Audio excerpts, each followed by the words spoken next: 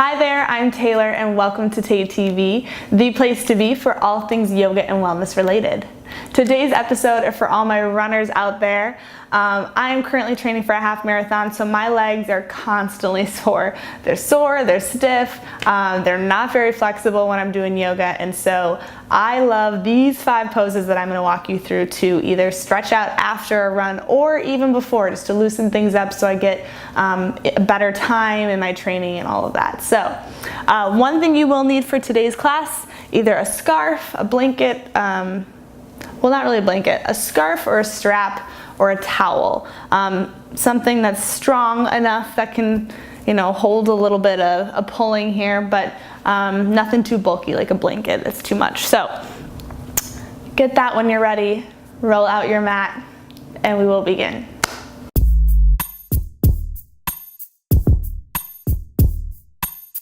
Okay, so my 5 favorite poses for my runners out there.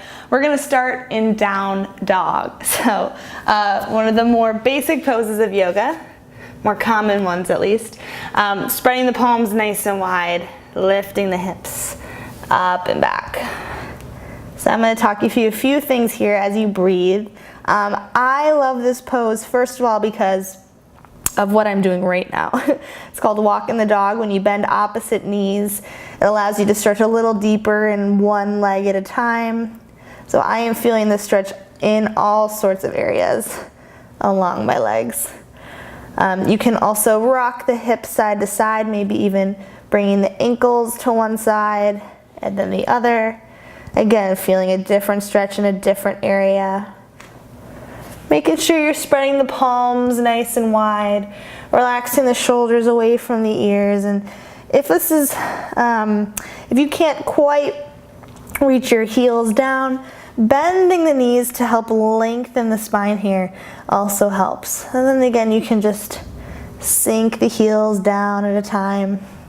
In downward dog, one more thing to think about. Think about twisting your, pulling and lifting your inner thighs back behind you. So just something to think about as you're breathing here. Okay, so taking one more full breath.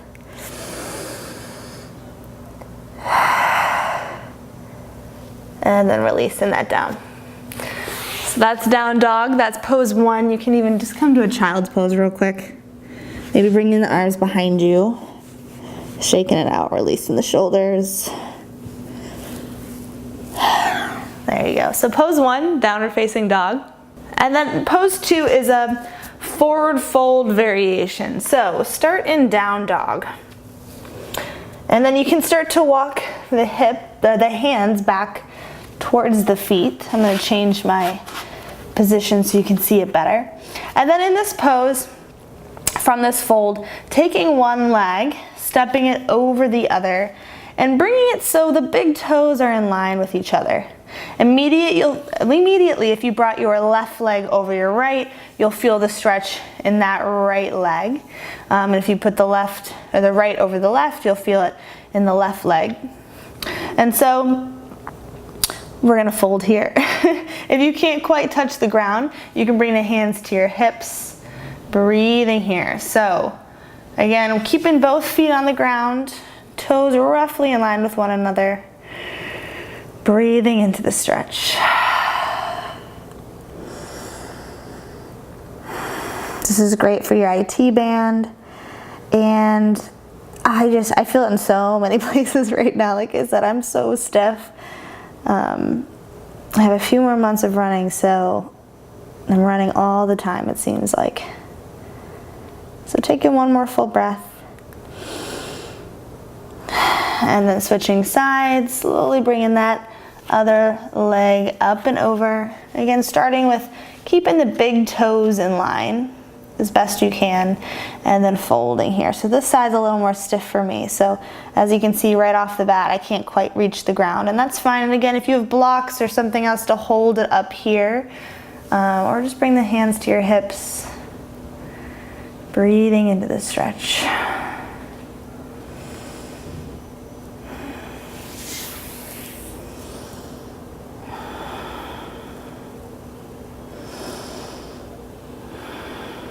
Taking one more full breath.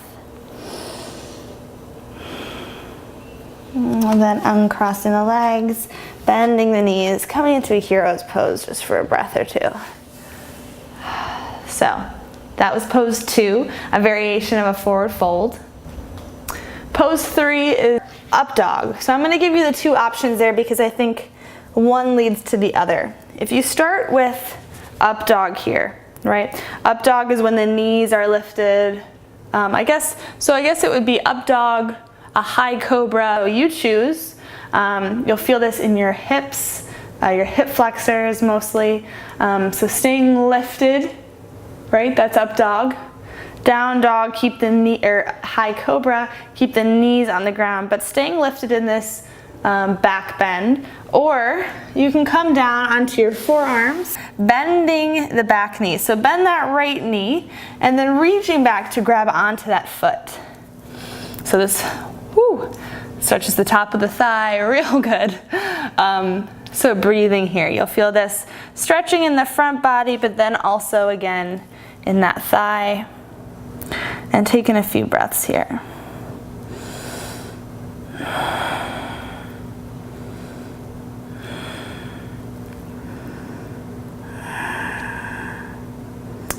And then releasing that leg, switching sides, bending the left knee, grabbing onto the left foot, breathing here.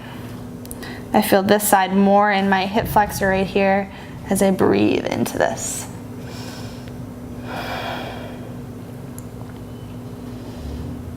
And again, you can always pause this video at whatever pose you'd like to focus a little bit more on, taking some more time with. And then releasing that foot.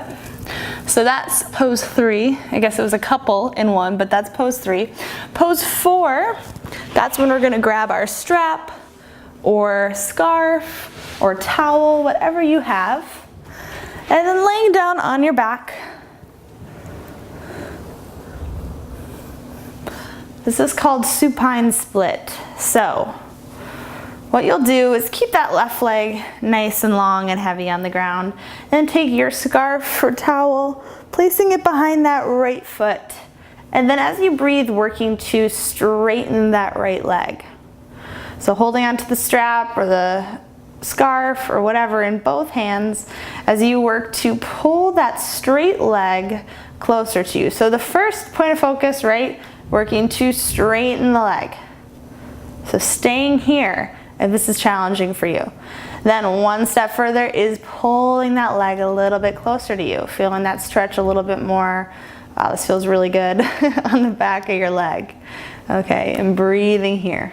A few other variations that I'll offer to take this a little deeper and to work different parts of your leg is if you rotate your toes over to the right an inch or two, just a small movement, noticing what that does. Okay, I'm not going to tell you, you got to figure it out for yourself.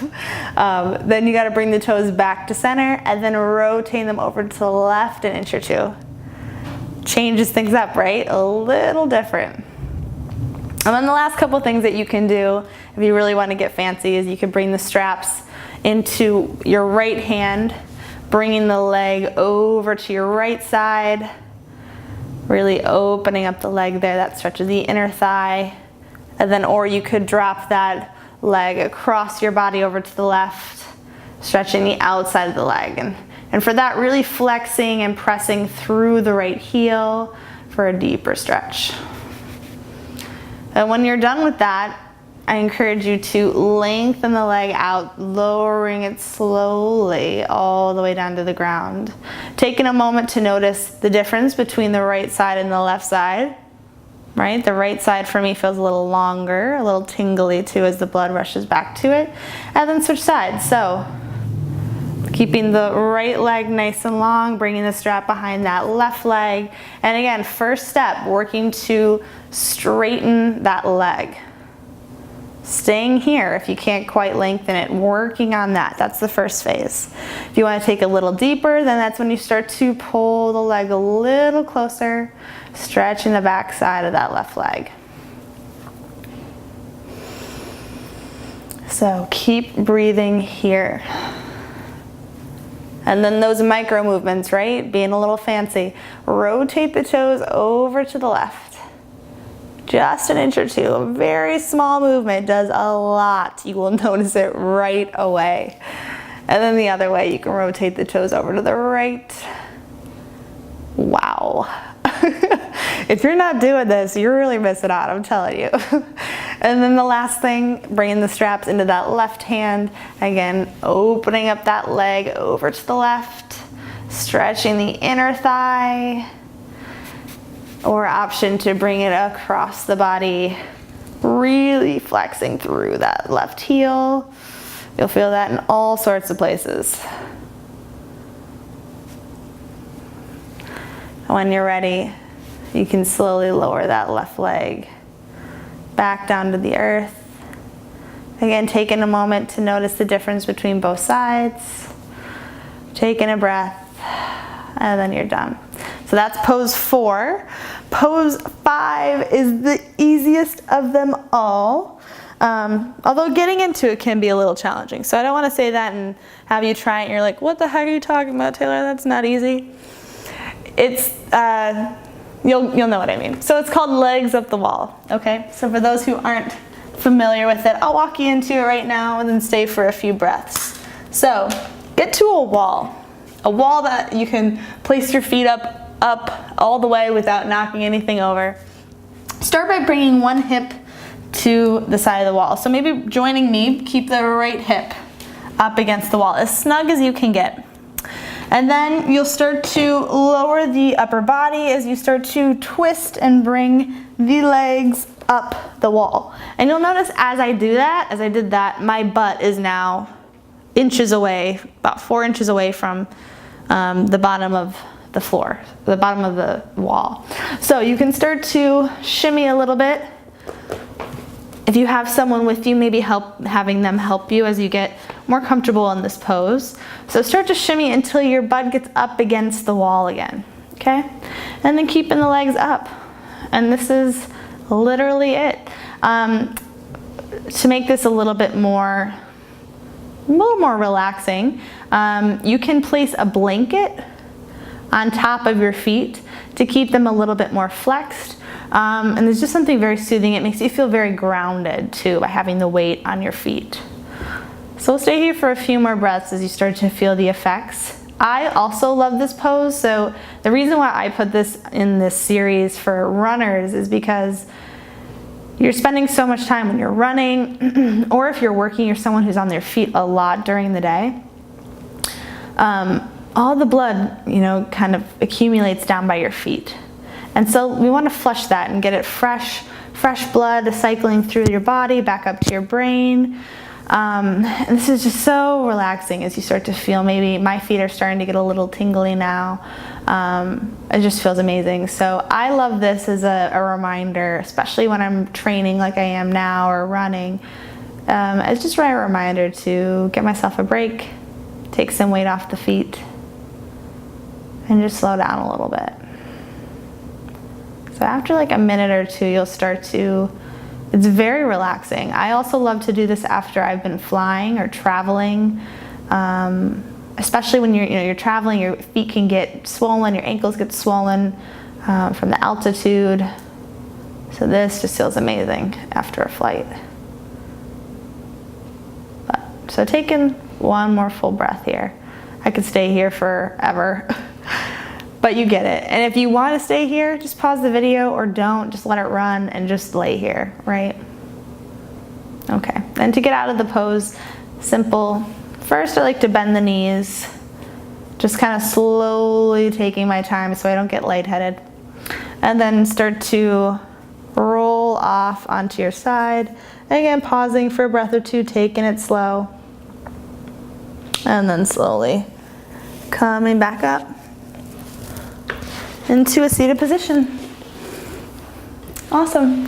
So those are my 5 poses, my 5 favorite poses that I like to do to supplement my running training or just help stretch, find some release in these legs that I run wild all the time. So if you found this helpful, make sure you give it a thumbs up down below. Let me know what you think. I'd love your feedback. Any other things that you have questions on, I'm here to answer them, and I'll be checking and responding as soon as I can.